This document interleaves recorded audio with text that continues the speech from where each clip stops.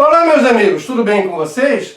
Hoje nós vamos conversar sobre um importante místico religioso do século XII. Tá? Me refiro ao Pedro Valdo. Tá? Estaremos falando de uma heresia cristã. O Pedro Valdo, ele nasce em cerca de 1140 e vem a falecer no ano de 1205, ou, segundo outros comentadores, no ano de 1218. Em francês, porque ele é um francês, não, minha gente? Então, em francês, seu nome seria Pierre Valdez, ou Pierre de Vaux. Os seguidores do Pedro Valdo são chamados ou de valdenses ou também de pobres de Lyon. Aqui fazendo uma referência à cidade onde surge o movimento, a cidade de Lyon. Então, trata-se de uma heresia cristã que surge no século XII e persiste até os dias de hoje. Sim, porque se estruturou como uma igreja e mesmo hoje está presente. Segundo a tradição, porque não temos dados realmente confiáveis sobre a história do Pedro Valdo, mas segundo o que a tradição nos diz, ele nasceu na França e veio a falecer em algum lugar, para nós hoje desconhecido, na Alemanha. Nós não sabemos onde se encontram os restos mortais do Pedro Valdo. Olha, ele sofreu uma profunda conversão cristã. Agora, na época dessa experiência mística que ele teve, ele era casado, ele tinha uma esposa e duas filhas. E era um homem muito rico, um comerciante de roupas, lá na França, na cidade de Lyon.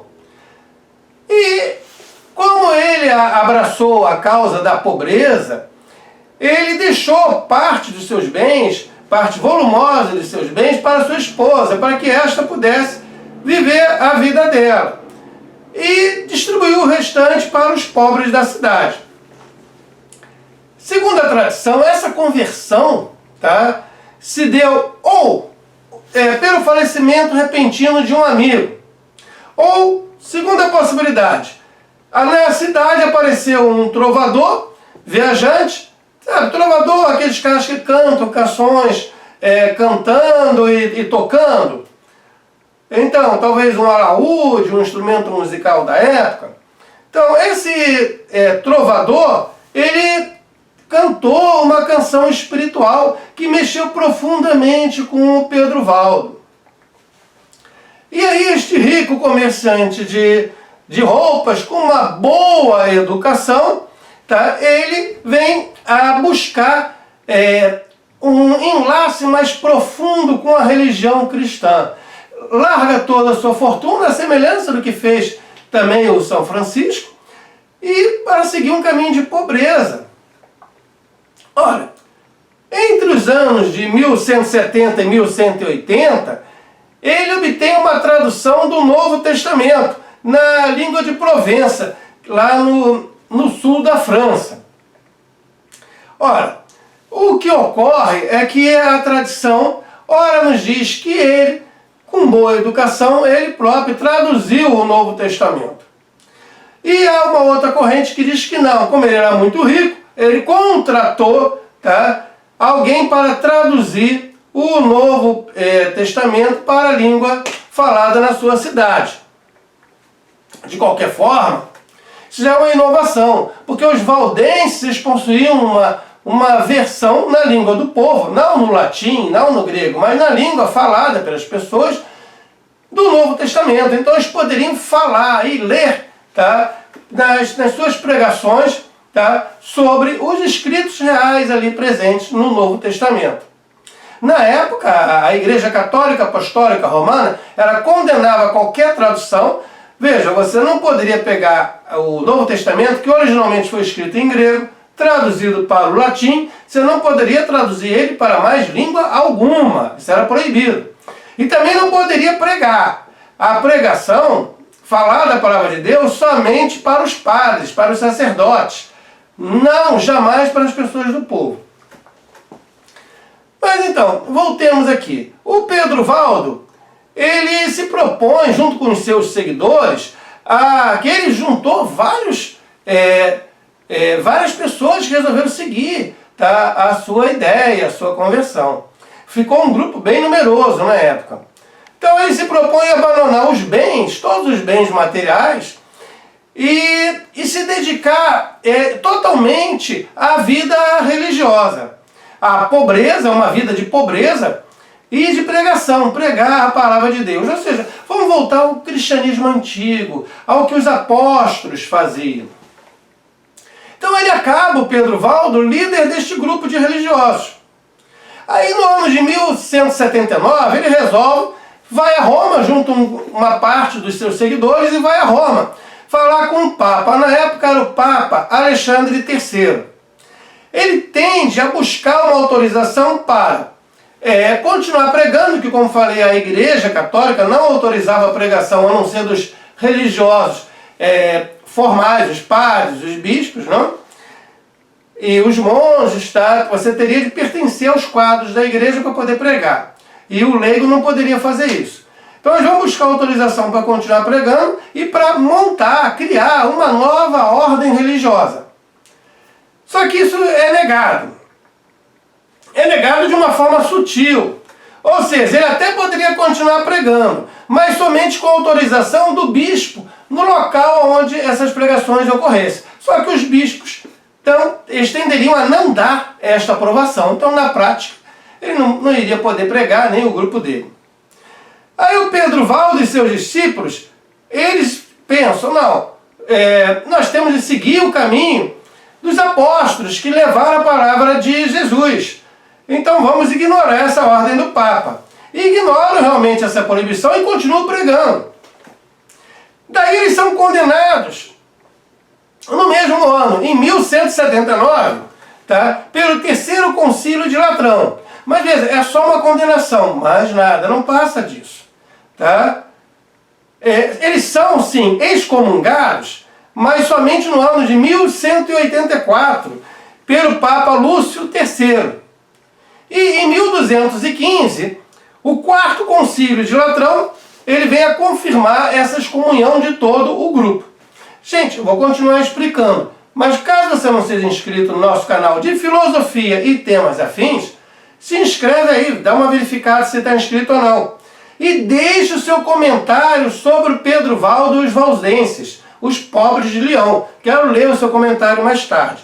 Mas vamos lá. É claro que os valdenses foram perseguidos pela Santa Inquisição. E quando encontrava alguém, era condenado à morte, fogueira. E como o grupo se afastou da Igreja Católica Apostólica Romana e foi se tornando um grupo bem numeroso, ele sentiu a necessidade de formar uma igreja independente, tá? E que existe até hoje. E essa igreja independente, ela passou a ter a necessidade também de cargos para exercerem os diversos ofícios ali presentes. Olha, após 3 séculos, tá, do surgimento do movimento, o que ocorre? Tá, já chegamos no século XVI, tá? Alguns segmentos são importantes incorporados à Reforma Protestante, Lutero, temos aqui um vídeo, uma playlist inclusive sobre a Reforma Protestante, tá?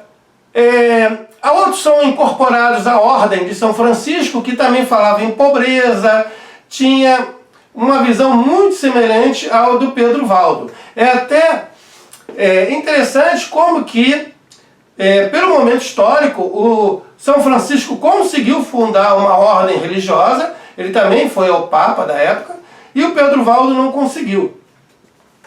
São ordens muito semelhantes, quer dizer, ordens. O Pedro Valdo não conseguiu formar a sua ordem, ficou como sendo uma heresia, depois uma igreja. Mas as ideias iniciais, tanto do Pedro Valdo, tanto do São Francisco, são muito semelhantes. Tanto que os valdenses são também seguidores de São Francisco. Então, o terceiro grupo, veja, eu falei que um se juntou à Reforma Protestante, outro à Ordem de São Francisco. O terceiro grupo mantém sua identidade religiosa e se locomove para os Alpes. Tá? Lá nos Alpes eles ficam abrigados e constroem a sua igreja. Então, após a excomunhão do Pedro Valdes e de todo o seu grupo, estes fogem de Lyon, onde eles não eram mais bem-vindos, e se dispersam por toda a Europa, em particular nos Alpes. Eles são considerados precursores da reforma do Lutero, né, no século XVI. Muitos dos valores, muitas das coisas que eles defendem ali no século XII, o Lutero vai defender depois no século XVI. Vocês vão dizer que a igreja está excessivamente centralizadora, burocrática, corrupta, que o clero católico tinha se afastado da mensagem de Jesus Cristo. Então, muita coisa ali que está na reforma de Lutero está junto aos valdenses. A tradução do Novo Testamento para a língua popular, tá? E mais coisas, tá? Então, eles defendem a pobreza, sim. Agora, não há um voto de ascetismo. Olha, o ascetismo é você negar totalmente o prazer. Você nega todos os prazeres e pode até mortificar o corpo. Eles não chegam a este ponto, não. Mas eles buscam uma vida de pobreza, sim. E eles negam a existência do purgatório. Olha, mais uma semelhança com Lutero. Nega o culto aos santos, outra semelhança com a reforma. E pregavam a castidade, de preferência a castidade. Mas eles formavam famílias, tá bom, gente? Então, a prática de juramentos, tá, era proibida. Eles entendiam que você não deveria ficar jurando à toa. Como também a pena de morte, tá, era algo totalmente proibido nas comunidades valdenses. O grupo se organizou e criou funções, como por exemplo a função de diácono, presbíteros, bispos. Montaram uma verdadeira igreja. Eles pregavam e ensinavam nas ruas. Tá? Era muito comum, o Pedro Valdo que começou com isso, a pregar nas ruas, como os antigos apóstolos. Tá? E aí eles liam as passagens bíblicas do Novo Testamento, que eles tinham a tradução, que o Pedro Valdo conseguiu essa tradução, não? E também liam autores consagrados da igreja. Eles defendiam que as pessoas deveriam ter uma vida simples. O amor, tá? O amor à palavra de Deus e nos escritos sagrados, no caso a Bíblia. O grupo, os valdenses, eles entendiam que a igreja de sua época, século XII, tá? Ela se aproximava muito da idolatria. Olha, uma outra crítica que vai aproximá-los de Lutero mais tarde, no século XVI. E eles só reconhecem 3 dos sacramentos da Igreja Católica Apostólica Romana. Eles reconhecem o batismo nas crianças, eles reconhecem o casamento e reconhecem a Eucaristia. Só esses 3. E eles veem como uma coisa produtiva, uma coisa positiva, a prática de penitência.